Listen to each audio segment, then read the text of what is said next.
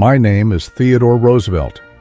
People remember me as a fighter, a reformer, a hero, and a president. But behind it all was a simple boy, frail and dreamy, who once decided he would never give up. I was born on the 27th of October, 1858, in New York. My family was wealthy and respected. My father, Theodore Roosevelt Sr., was a strong and kind man. My mother, Martha Bullock, from Georgia, brought Southern warmth to our home. My childhood was marked by illness. I suffered from asthma. Nights were spent gasping, clinging to life. Doctors threw up their hands. Then my father, looking into my eyes, said, "You have the mind, now you must forge the body." Those words became the core of my life. I began to train. I practiced gymnastics, boxing, and horseback riding. I forced myself to breathe through the pain. I never let illness defeat me. I grew up a curious boy. I was fascinated by natural sciences, collected animals, read about travels, and dreamed of adventures. I studied at Harvard. There, I was known for my fiery spirit and determination. At 22, I married Alice Hathaway Lee. She was beautiful, intelligent, and gentle. I was immensely happy. That's when I first thought about a political career. I believed serving the public was the highest form of honor. In 1881, at the age of 23, I was elected to the New York State Assembly. I fought against corruption, against party bosses who ran cities like their fiefdoms. But in 1884, life dealt me a devastating blow.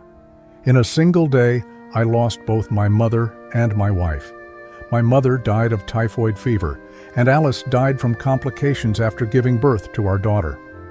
Their deaths happened in the same house, on the same day, hours apart. I was shattered. I left politics and headed west to the Dakotas. There, amid vast prairies, I sought oblivion. I became a cowboy, a hunter, a rancher. I learned to live in harsh conditions. I learned to lose and start anew. There I began to write.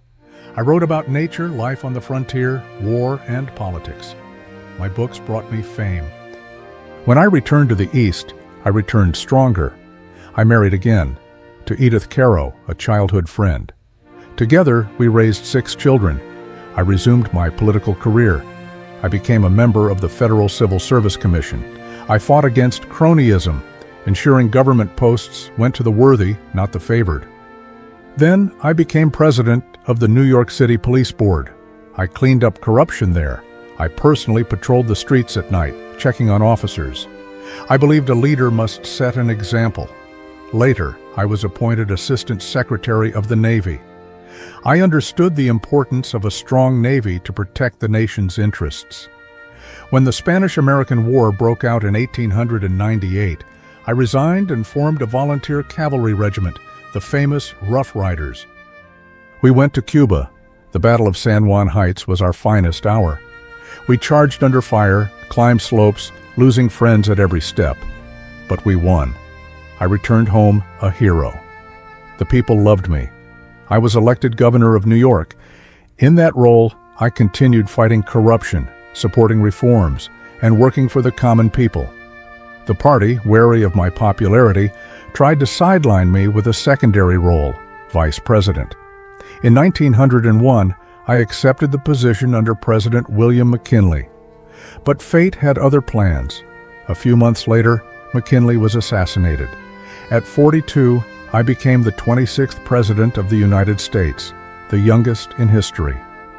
When I took office as president, I knew I had a chance to change the country forever. I believed that government should serve the people, not corporations. I believed in the square deal, fairness for all, for the worker, the farmer, the entrepreneur, and the consumer. I fought against trusts, giant monopolies that stifled competition. I enforced the Sherman Antitrust Act. I wanted a fair market where the strong could not devour the weak with impunity.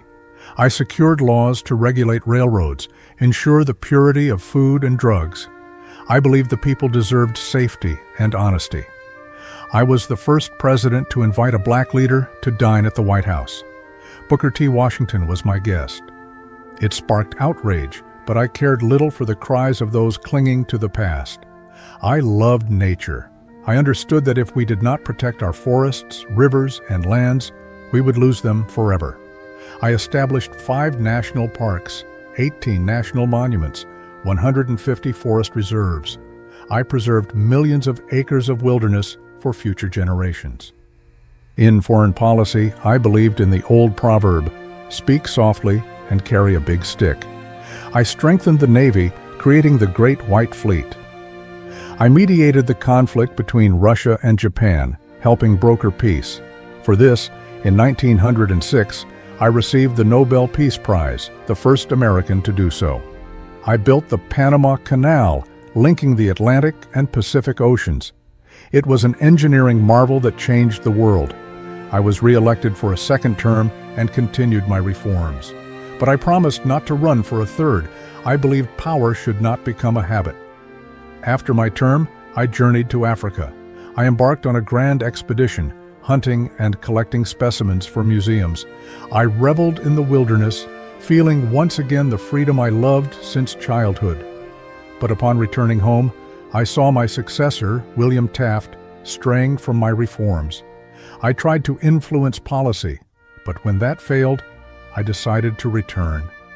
In 1912, I ran again as a candidate of the new Progressive Party, nicknamed the Bull Moose Party.